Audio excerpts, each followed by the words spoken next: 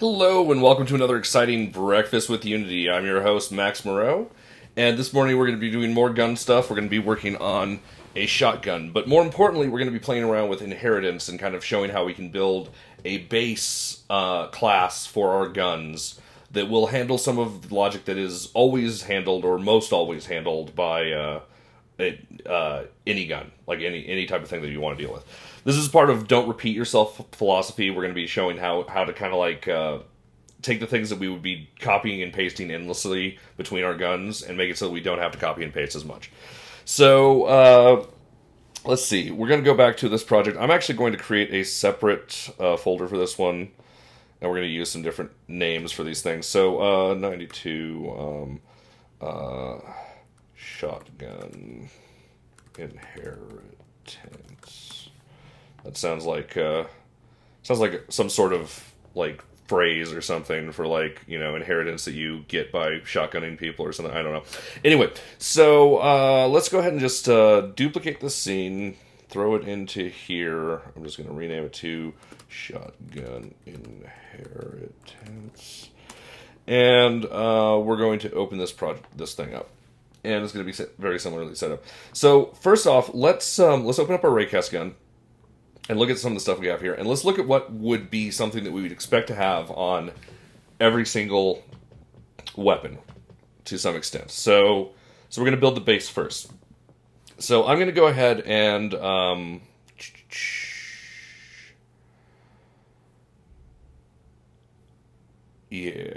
are we going to do? Gun hit. I'd like to have that defined here, but that's kind of... Alright, so let's just look at the stuff that we definitely want. So I'm going to create a new C# script. We're going to call it gun base. Actually, I'm going to call it weapon base.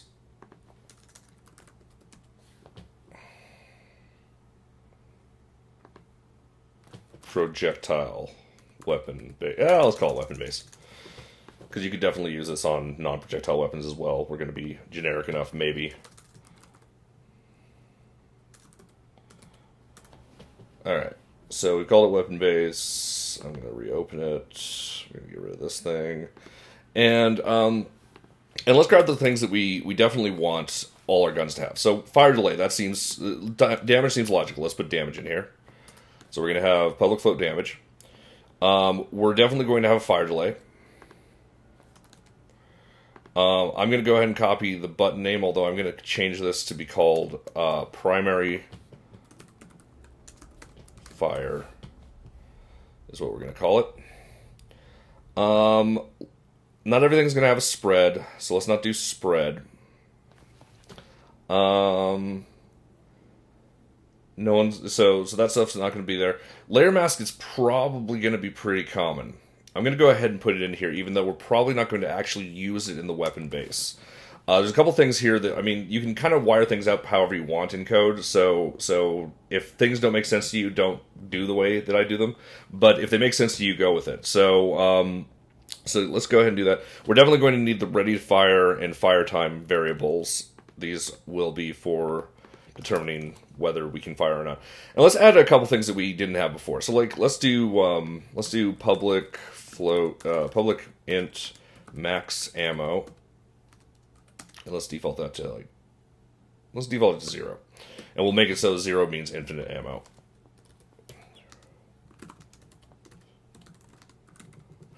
And while we're here, I'm going to go ahead and add a boolean public bool automatic fire, and we're going to default that to false.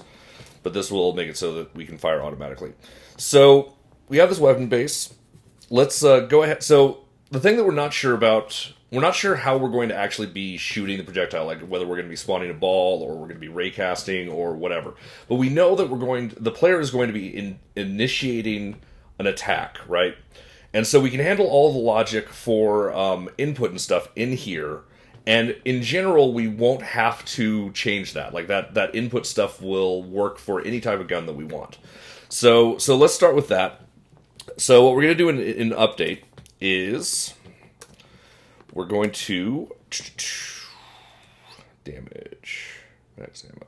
So what we're going to do is going to be similar to Raycast gun. I'm just going to copy and paste some stuff here. So let's go ahead and grab this stuff and put it in here. We're not going to be using all of it. We're just going to be using some of it. So we don't want to have to do this logic. This logic should not be at the base level. But we do want everything else in here. And we're going to need our little coroutine. It's not really a coroutine, but our little thing that we invoke here. So set ready to fire. Where's that logic here?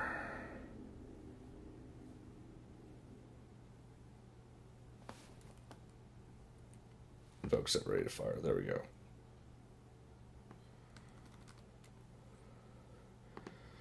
We actually had something wrong in our logic there. If we don't have a target, it won't actually fire the gun, but oh well. So invoke set ready to fire, fire delay, and what we're going to do now is we're going to call another function. We're going to call primary fire. Not to be confused with our other thing named primary fire.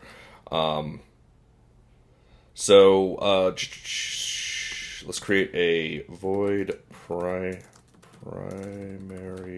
fire. And let's just quickly make sure that this logic kind of sort of works. I'm just going to have it debug.log for right now. Firing. All right, the other thing I'm going to do is right now this is set for automatic fire. So what we're going to do is right now is if input.getButton name. So this just returns a Boolean, right? So what we can do is bool button pressed, and then we can do if automatic fire button pressed equals input.getButton, and actually we call it primary fire here.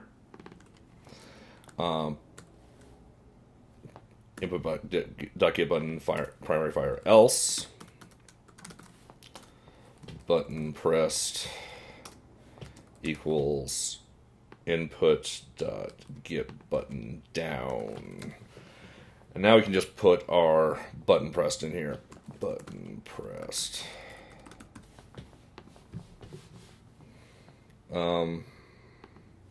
Let's call it primary fire.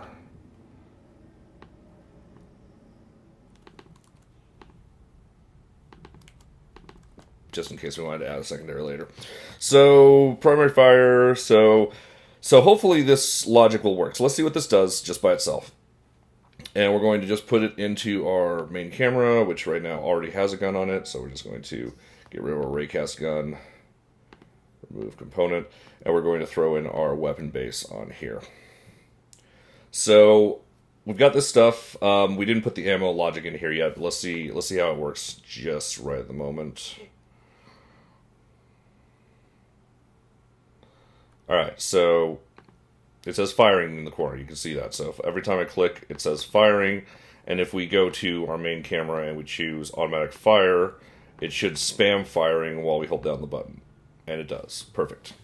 And it spams it at a rate based on the fire rate. So like if we put the fire rate down to 1 and fire again, can't see it unless it's scrolling.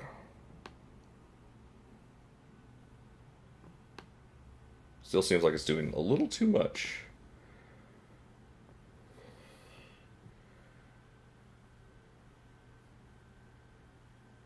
Set ready to fire equals true. Oh, we forgot to unset ready to fire. So if ready to fire, fire time. What are we using fire time for?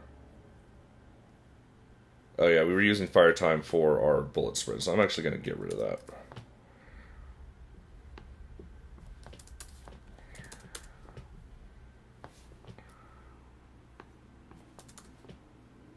I'm just going to get rid of the start because we're not using it. And let's actually do that thing that we forgot. So primary fire invoke set ready to fire, and we're going to do ready to fire equals false. Save.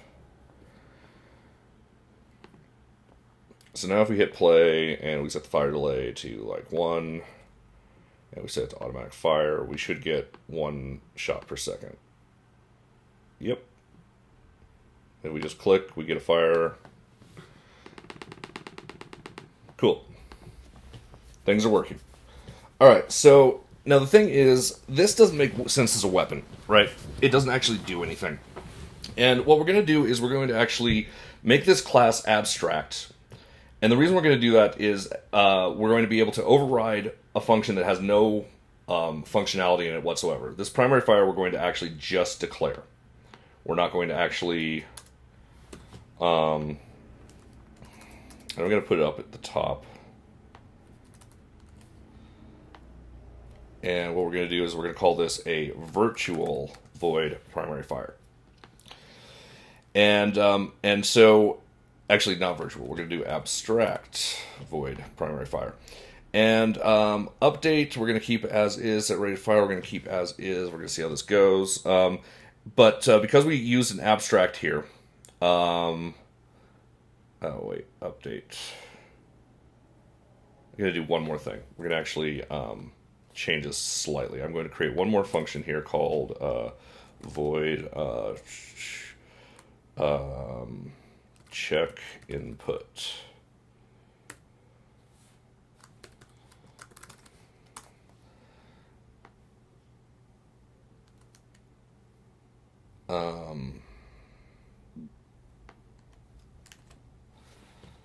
So this is our input logic. It's under check input. And the reason I'm doing that is we can now call check input from here. And now if we needed to override this, we could. And so we're going to call this a virtual void check input. So we're using a couple of words that we don't use very often. And we're also going to have to call this public abstract class. So the reason we have to call it abstract class is because we have an abstract function. If you have anything that's labeled as abstract, you have to set it as an abstract class. What abstract means is that you have a function that has no functionality in it. Like, it doesn't do anything. This is just a declaration. It doesn't even have, you can see it doesn't even have the, like, brackets or anything. It just has a semicolon after it. And what this means is it needs to have an implementation. It's like a pointer to something that doesn't exist right now. So you cannot instantiate an abstract base class. If they were both virtual functions, we can have it just be a standard class, and we can override where necessary, but we don't want that. Primary fire, we don't want to dictate in the weapon base. We dictate check input here, but the reason I've set it up as a virtual is there are situations where maybe a specialized weapon would have to have a different input system, and we can still use the variables and other features in this class, but override the check input if we needed to. So let's actually build our class after this. So now if I hit save and we go to here, we'll see what we got. We got something wrong. Virtual or abstract members cannot be private. So public, abstract. Actually, probably protected would probably be the better. Protected means anything that derives from it can access this function. Public means that anyone can access this function. So technically protected is the better way to go here. So let's try that. And then virtual, I think, has to be the same deal. So protected virtual void.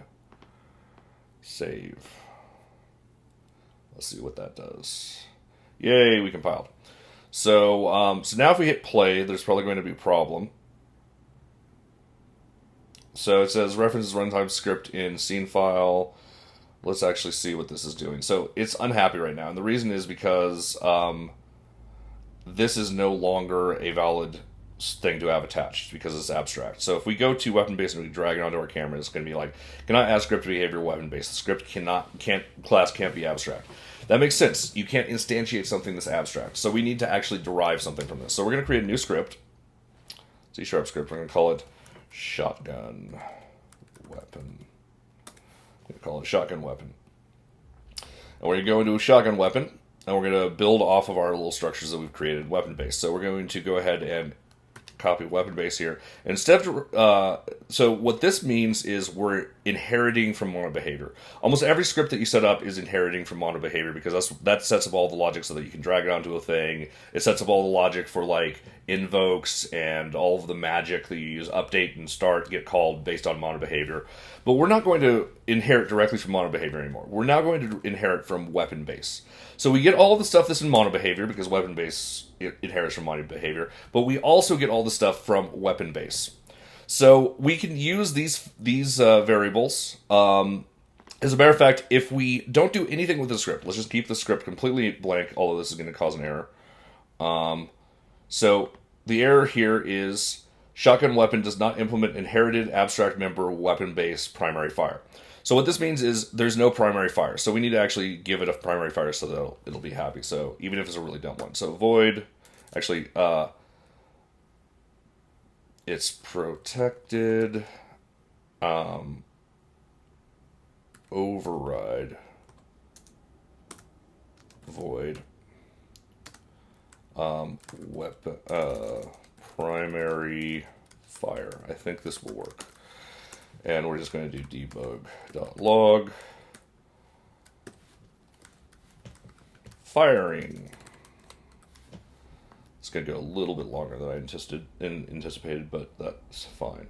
So is that enough to satiate it? Okay, so words I used here again. Protected. We're just using the same protection level. You can actually, I think you can actually lower the protection level, but you can't raise it in a child. Override. What this means is we are overriding the behavior in primary fire.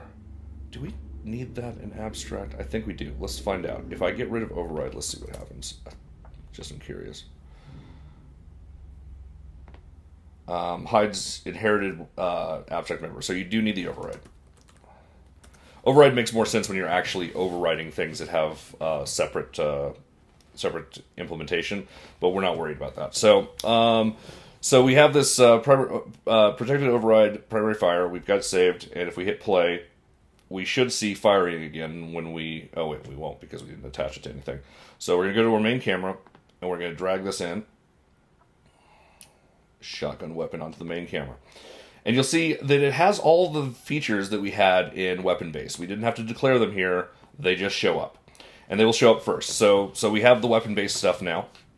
And if we hit play and click, we should get firing. Yay! And it should follow the exact same logic as before. So if we do like 2 seconds between firing, set to auto fire, everything should work as we expected. 1001, 1002, 1001, 1002. There we go. Looking good. So this thing's working. And now we can actually put our shotgun logic in it.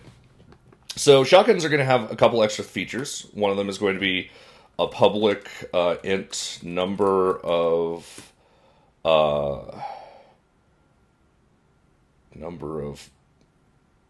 bullets. What would you call it? Number of bullets. Nah, that's too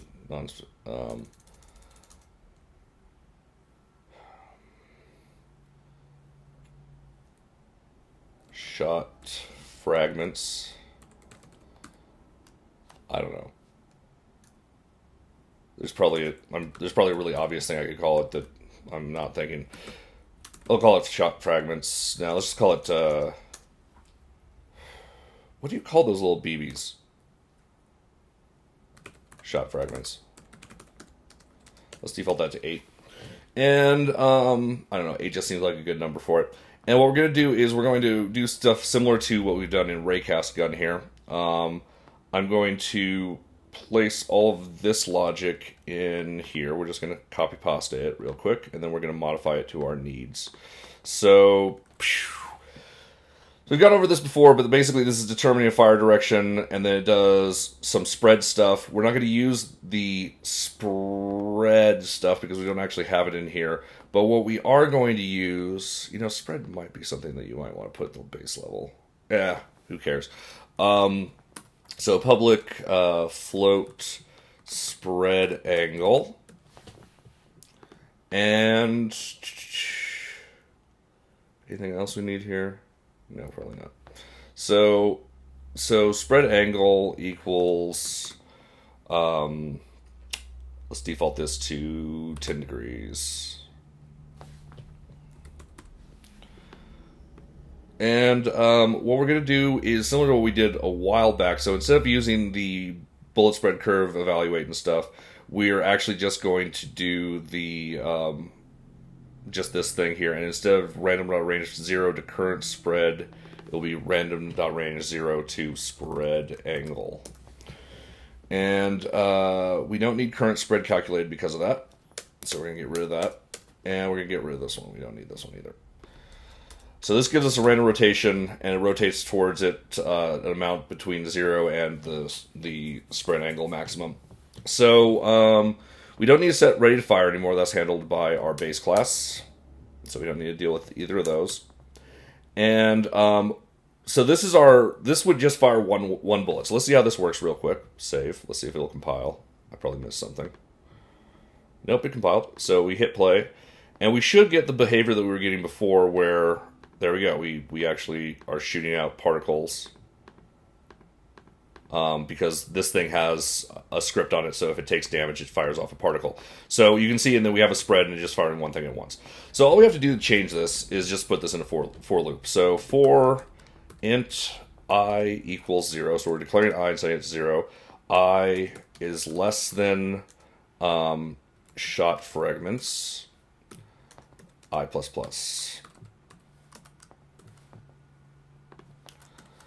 So now we have this variable. We're going through 8 times here. It'll start at 0, 0, 1, 2, 3, 4, 5, 6, 7. So that's 8 times counting the 0. That's why we do less than shot fragments and not less than or equal to. And we're just going to do this logic again several times. And so this should give us 8 shots in a spread. If we hit save and hit play,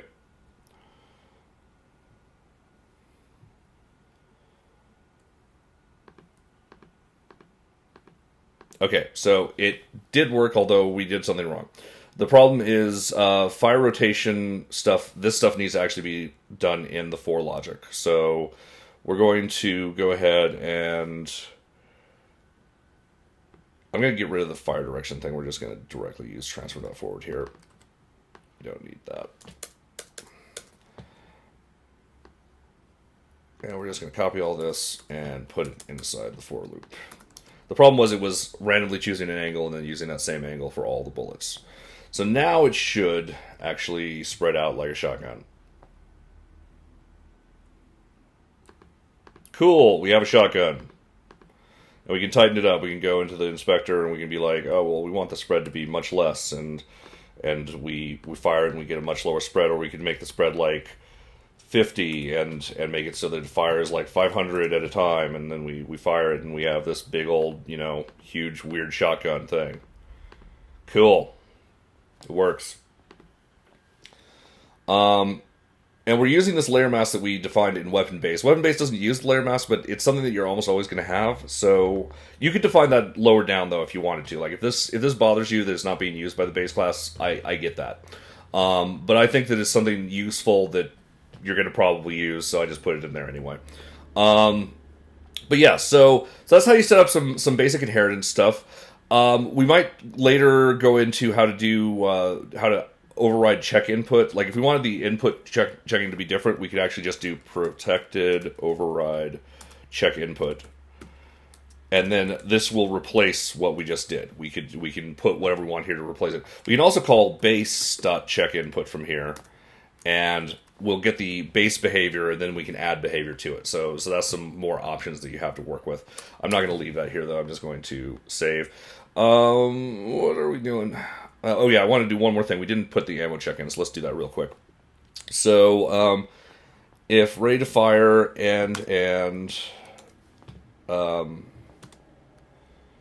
if ready to fire and we're going to need private int current ammo.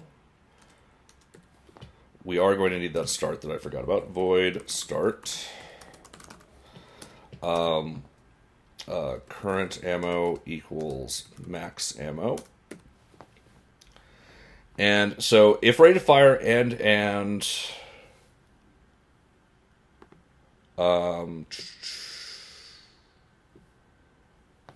and current ammo is greater than 0, or, so current ammo is greater than 0, or max ammo equals 0. So what this means is we said 0 for infinite ammo. So this will mean that if we have enough ammo to fire, or if we don't care about ammo, if the max ammo is set to 0, then we will do this logic. And then what we're going to do is, inside here, we're going to add current ammo minus minus. So now if we save and hit play,